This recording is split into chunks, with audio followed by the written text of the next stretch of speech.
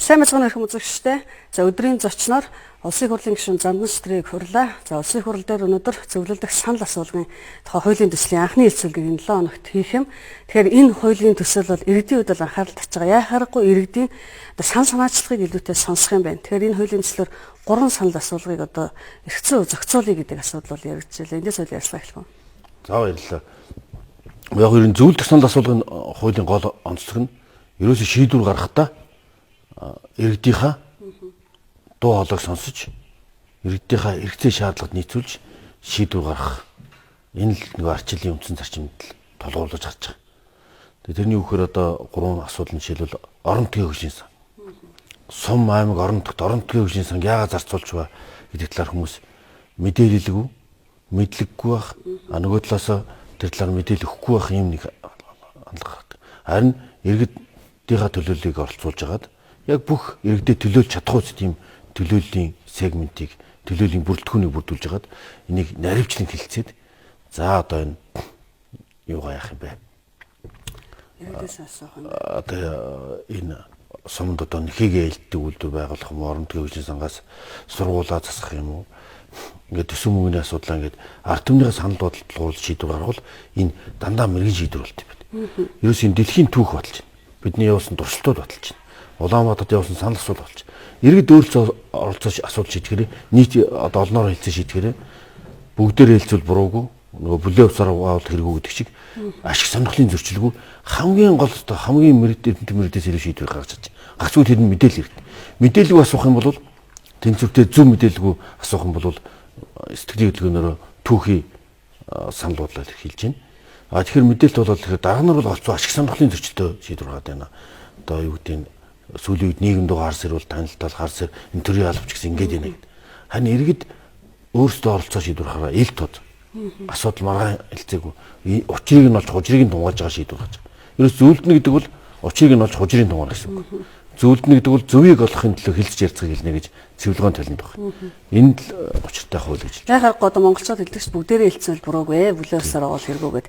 Тэгэхээр энэ зөвлөлдөх санал асуулгын хуулиар наадах нь одоо тухайлбал үндсэн хуулиудаа нэмэлт өөрчлөлт оруулах юм үндсэн хуулийн асуудлаар санал асуух юм байна. За та сая хэллээ орон нутгийн төсөв хөрөнгөөр одоо юуг бодохоо орон нутагт хийж болох уу гэдэг. Үүнээс гадна газартай холбоотой асуудлыг асууна гэж байгаа тийм ээ. Тэгээ газартай холбоотой гэж яг ерөнхий асуудал шүү маа. Жишээлбэл газар зохион байгуулалт. Газар зохион байгуулалт дотроо одоо жишээлбэл хүүхдийн парк гэдэг юм уу? Нийтийн эзэмшлийн газар шүү дээ. Нийтийн эзэмшлийн талбайг ингээд хувьчлах байд юм уу? Орон сууц барих гэдэг юм уу? Өөр зурвалтаар ашиглах бол тэр иргэдээ учрыг хэлж тайлбарж ойлгуулад энэ зөв буруу юу гэж асууж шийдэх ёстой гэж. Энэ бол ер нь нийтлэг хандлага байдаг. Нийтийн эзэмшлийн сайхан тоглоомын хүүхдийн тоглоомын талбай байлаа. За ингээд хөдөлтөөр гэдэг юм чи ингээд одоо орон сууцны байшин ч юм уу нэг үйлдвэрийн байшин ч барих боллоо. Тэгэхээр тэр иргэдээ зөвлөлдөөд иргэд нөхөр одоо зөв зүйтэй зүйл барих гэж байгаа бол ухаж ойлгоод дэмжсэн шийдвэр гаргаж байна. Иргэд өөрсдөд нь эрхийг өгч байна гэсэн үг. Энийг үнслэж шийдвэр гаргахгүй бол манад байдаг маргаан бол одоо парк маань хаач юу маань хаач хүүхд сургууль цэцэрлэг гэдэг нэг ногоон байгууламж хуулинд бол хуулийн төстэй бид бол ногоон байгууламж нийтийн эзэмшлийн газар гэж онцлсан байна. Тэгэхээр санал асуулгыг юу яаж хийх вэ? Судалгааны байгууллагууд дээр нэлээд туршилт юм шиг. Өнгөрсөн 7 хоногт хуулийн төслийг хэлцэх асуудал яригдж байгаа үед бол ер нь 21 аймагт 330 сумд энэ судалгааг өргөнөөр хийх чадах манад байна уу? Энэ ер нь өөрөө төсөв хөрөнгийн хувьд бол одоо судалгаа хийхэд судалгааны байгууллага хөсөлгөх юм байна. Дээр судалгааг нэгтгэх юм байна. Эдийн засаг хүндрэлтэй үед энэ хуулийн төсөл чинь эргээд зардал нэмэхээр тийм хуулийн төсөл оруулаад өгсөн шүүмжлэлт болж ирсэн. Тийм. Тэгэхээр сумын түвшинд бол энэ зайлшгүй судалгааны байгууллага байх шаардлагатай биш гэж хууль зал. Хуулиар болон чөлөөлсөн байгаа. Тэрнийг гişүүд уншаагүй байсан. Одоо өөрөлдвөл сумын түвшинд бол заавал шаардлагатай биш. Гэхдээ нэг том сум байдаг шүү дээ. Нэг 100 хараач гэдэг юм уу тийм ээ. Тийм том сумд бол бас тэр төврийг хийх хараач. Тэр нь бол үнэтэй биш. Өөрөлд төвөр хийж одоо математик статистикийн төвөрчлөлийн арга гэж байна. Санамсаргүй төврийн арга сонгодог. Одоо ингээ бүх хүнийг мэдээлжүүлээд шийдийг бол үндсүүлийг өөрчлөөгээд Монголын ард түмс бүгдээс нь одоо барууны хуулийн тогтолцоон талаар асуувал мэдээлэл өргөд ямар шийдвэр гаргаж болно. Харин яг энэ бүх иргэдийн санал бодлыг төлөөлж чадах үз нийгмийн төлөөллийг малчин, дараачин, ажилчин, бизнесмен, эрэгтэй, эмэгтэй, өгшин, залуу гэдэг нийгмийн бүх төлөөллийг хамруулдаг энэ төвөрний арга нь. Ерөөсөө зөвлөлт санал асуулгын гол онцлог нь энэ дээр суурилж байгаа. Бүх 3 сая хүнийг мэдээлжүүлээд 3 сая хүнээр шийдвэр гаргуулныг бол тийм том байр сууц одоо хязгааргүй олон уулзалт мэдээлэл одоо эц төгсгөлгүй ажил болно. Бүхний мэдээлж байгаа асуудал. Тэгэхээр тэр одоо 3 сая иргэний төлөөлж чадах үз тэр төлөөллийг одоо жишээлбэл судалгаанаа одоо тэр намын рейтинг тэд байна энэ асуудлыг ингэж үзэж яах гэдэг нөгөө судалгааны байгууллагууд гаргаад байдаг шүү дээ. Тэр төв дээр 1000 хүнээс судалгаа аваад нийт ард түмэнд төлөөлж чадах үз төврээ сайн эхлэн болон гэсэн болж чаддаг. Тэгэхээр тэр ашиг сонирхол гендер эрхтэй эмэгтэй бүх нийгмийн төлөөллийг төлөөж чадах үз төлөөллийг санамсаргүй төврийн аргаар сонгодог судалгааны аргачлалыг ашиглана гэж байгаа. Тэр судалгааны аргачлал нь бол математик статистикийн санамсаргүй төврийн арга одоо тоос чинь ингээд 500 хүний хотод цуглуулад тэр бол нам үдэл бодол шашин шүтлэг одоо юу гэдэг бүх нийгмийн төлөөллийг хангаж чадах хэрэгтэй. Тухайн асуудлыг шийдэх шаардлагатай. Энэ дээр бол судалгааны байгууллага бол одоо нийслэлийн хэмжээнд юм уу улсын хэмжээнд хийхэд бол энэ хэрэгтэй шаардлагатай болж байгаа. Тэгэхээр судалгааны байгууллага төвөр хийхэд бол тийм их зардал гардаг. Энэ бол цэвэр математик статистикийн эдийн засгийн ахслаар төврийн гаргалагч. Аймгийн түвшинд хийхэд бол тийм их зардал гарахгүй. Хүмүүс судалгааны байгууллага гэхээр асар их өндөр зардал гэж боддог. Бидний тооцноор бол сумын түвшинд 50,000 төгрөгөөс одоо 100,000 төгрөг хүртэл тийм ээ. Одоо маш том сумд бол хамгийн их зардал гаргахад 500,000 төгрөг. Гэхдээ тийм зардал гаргаад гаргасан шийдвэр нь үр ашигтай, үр дүнтэй болвол тэрнээс илүү их мөнгө хэм үр ашигтай байж чадна шүү дээ тийм ээ. Зөв шийдвэр гаргахыг сонголт. Ер нь бол манайх судалгаанд суйрлахгүйгээр бол нийтийнхээ үгийг сонсохгүйгээр хууль баталдаг юм уу альва одоо их мэдлэх байгууллагаас гаргасан шийдвэр хэрэгжихгүй байх ийм уу талтай. Тэгэхээр бид бол санал асуулгын тухай хууль гэж бас байсан. Энээс юугаар ялгаатай байх вэ? Яг ард нийтийн санал асуулгын тухай хууль гэж байгаа. Ард нийтийн санал асуулгын тухай хууль бол манайд түүхэн дээрээс ганц удаа хэрэгжсэн 1945 онд. Одоо сүүлийн арчлын түүхэнд бол ард нийтийн санал асуулгын хууль хэрэгжээгүй. Энэ бол маш их зардал ихтэй байна. Жинхэнэ зардал ихтэй зүйл ч одоо улсын хэмжээнд сонгуул юм шиг одоо түрүүний хоёул ярьдаг нь 3 сая түмний одоо нэг том зургаар ингээл мэдээлж байгаа байх юм. Мэдээлэл өгнө янз янзын тэгээд одоо буруу зүрх мэдээлэл явна тэгээд хүмүүс их хвчлэн бас энэ тохиолдлуудаар Brexit дэлхийн нийтийн чиглэлд гарахад одоо ачаал асар их олон жилээр хөгжсөн, олон зуун жилээр хөгжсөн Англи улсад тэр Brexit-ийн санал асуулгын дүн за зарим хүмүүс Америк эрхлэгчийн сонгуулийн дүн чиглэлдэг Италийн сая референдум гээд нийтийн санал асуулгын дүнгууд бол мэдээлжээгүй артан бол одоо нэг эрдэмтэй хэлсэн байл л да тийм ээ.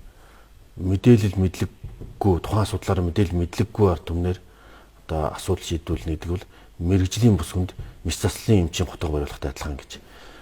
Харин мэдээлэл мэдлэгийг олгож жагаад асуудал шийдвүүлж байгаагаар л зөвлөх санал асуулга онцлогтой нэгт. Ард нийтийн санал асуулгаас. Харин тэр нь тодорхой жормолж өгч байгаа. Хилцүүлж. Одоо бол ингээд хилцүүлгүүд их сайхан хийж л. Тэгээд тэр сонссон болоод өнгөрдөг.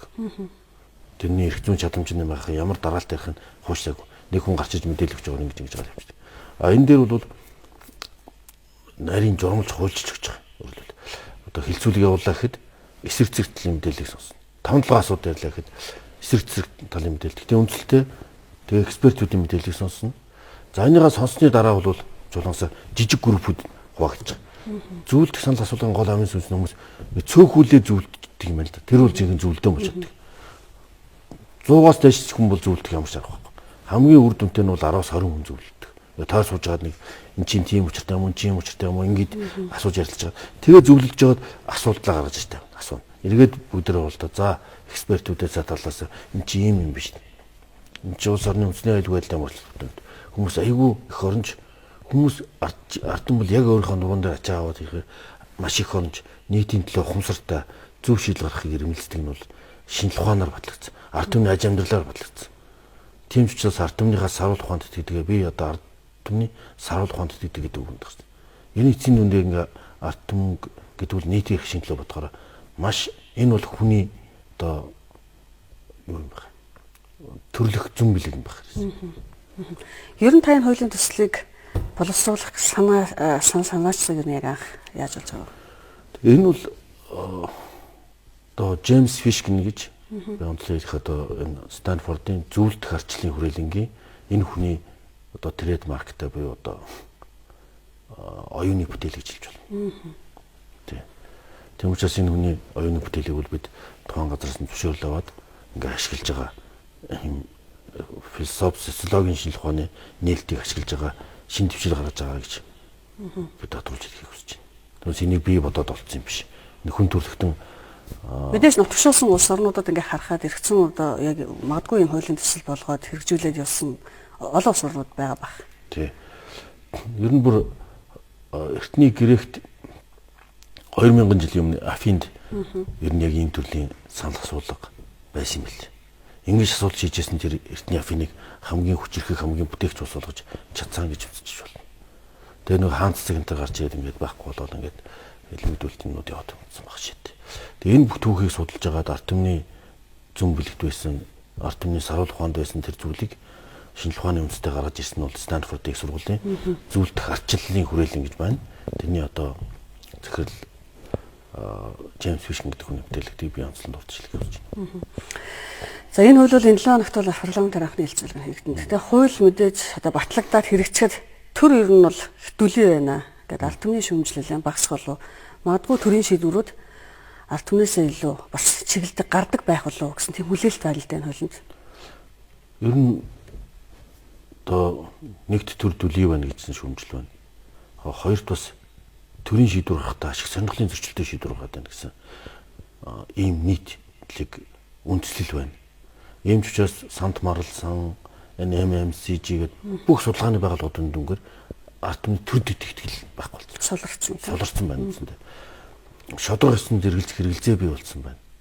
Ерөөсөө л ингээл хөнгөтэй мөнгөтэй эрх мэдэлтэй асуудлуудыг шийдээд хувааж аваад идээд дуусгалаа энэ ус орны гэсэн эмзэглэл, сантгэл, зовнил нийгмийн бүхий л давхарга дотор сэхэтний давхаргаас сэхэтэнч, малчинч, энгийн хөдөлмөрчинч, албан тушаалтанд бүгд ийм зовнил бий болсон. Харин иргэд өөрсдөө зөвлөлдөөд энэ ирээдүйн төлөө, үр хөвгтийн төлөө, өөрсдийнхөө төлөө ингэж нийтийн эрх ашигын төлөө шийдвэр гаргадаг энэ соёлыг энэ зөвлөх санал асуулгын хууль нэвтрүүлж чадна гэдэгт би итгэж байгаа. Хуулиас өөр хүлээж байгаа илүү том үр дүн вебсайтаа тодорхойлчлоо. Хууль хэрэгжснээр магадгүй одоо хэрэгжүүлэхэд бол хүндрэл гарахаар тийм асуудлууд байна уу хэлцүүлгийн үед бол. Гэхдээ мэдээж энэ шинэ асуудал учраас энийг аргачлалын хувьд нэвтрүүлэх үед альва шинэ юм болгон эсэргүүцэлд ордог. Энэ зөвхөн хуучинсаг байгаадаа биш. Хуучинсаг хүмүүс л чадлан эсэргүүцээд байдаг зүйл биш. Бас одоо альва зүйл дээр одоо хууль зөвхөн зөвлөмж гаргаад тавих уу гэдэг нэг асуудал. Хамгийн санаа зовж байгаа нь ард түмний саналуудыг сонсдог. Тэр зөвлөмж гарна. Тэр зөвлөмж бол шийдвэр гаргах үндслэл байх хэрэгтэй гэдгийг л зааж байгаа. Одоо ямар ч үндслэггүйгээр шийдвэр гаргаад байгаа гэсэн хардлага. Гол бол одоо орон нутгийн иргэдийн төлөөлөгч энэ хурлаар бол тохоо орон нутгийн одоо төсвийг бол ингээд хэлцэж баталдаг тийм. Тэгэхээр одоо тухайлбал аймгийн иргэдийн төлөөлөгч аймгийн иргэдээсээ санал асуулга одоо манай аймгийн одоо орон нутгийн төсвөөс асуулах хөрөнгө юм байгаа. Бид нар эхний ээлжинд энэ жил юу хийх вэ? Санал асууад тэр санал асуулгын зөвлөмж гараад тэр зөвлөмжийг үндэслэж иргэдийн хурл шийдвэр гаргах гэсэн үг байна. Тийм.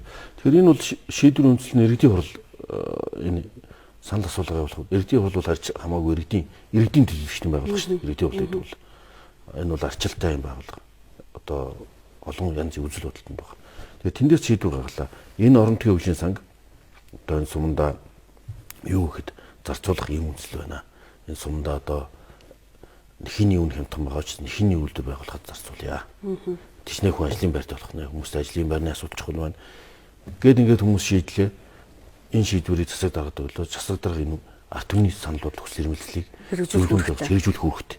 Энэ зөвлөмж гэсэн нэртэй байгуулж энэ бол ард түмний хүсэл эрмэлзлийг хүсэмжлэл гэж нэрлэдэг л дээ. Ард түмний хүсэмжлэлийг засаг дарга биелүүлэхийн төлөө сонгогдсон. Манайх сэтгэлгээний хувьд зөвлөмжийг бол зөвлөмж лэмчин хэрэгжүүлж болно, хэрэгжүүлэхгүй шээж болно гэдэг тийм үндслээр одоо хүлээж аваад утсан. Тэгэхээр наадах нь энэ хуулийг илүү нутагшуулахын тулд сэтгэлгээний хувьд хүртэл шийдвэр гаргахад төвшөнд хүртэл өөрчлөлт орох хэрэгтэй байна. Нэг талаас ингээ ард түмэн хэрэг тэр хүсэмжлэлийг нь биелүүлэхгүй тэр хүнд сонгуулаар ч юм уу иргэдийн төлөвчтэй хурлын төлөвөнд хариуцгаар ч юм уу аянда тэр эрхцүүн одоо арчлын нэг суурь нь байгаа учраас тэр хүн тэрнийг хэрэгжүүлэх ёстой бол. Тэрний зүрх эрхцүүн чадамжийн хувьд бол өнөөдрийн манай мөрдөж байгаа хууль тогтоомжоор шийдвэр гаргах эрх нь одоо засаг даргад байдаг учраас тэрний шууд тийм зөвлөх санал асуулгын үр дүн дээр хуульчих болохгүй. Шийдвэр гаргана гэж хэлж болохгүй. Энд тэгвэл хариуцахын таван сүлээ хэмжих гэсэн асуудал гарсан. Тэгэхээр зөвлөмж гаргаж байгаагаараа энэ бол эрх зүйн чадамжгүй шийдвэр гаргаж байгаа юм биш. Энэ ч өөр ард түмний хөсөмжлөлийг дамжуулж байгаа хэлбэр болохоор энийг ард түмний хөсөмжлөлийг биелүүлэхгүй байгаа зэрэг дарахтаа бол сонгуулиар болон бусад арчлалын механизмуудаараа хариуцлага тооцох механизмудаараа нээлттэй л явж байна. Тэнийг биелүүлэхгүй зөрж байгаа юм бол ямар цэцэг дарга вэ гэдэг нь өөрөө гэдэг юм уу аяндаа бас Хол нийтэд хэлээ л. тэрнийг хүлээж авах шийдвэр санацдаг дарга бол одоо харин ард түмтэйгээ холбоо тогтоох гүүрийг энэ байгуулж гэж байгаа.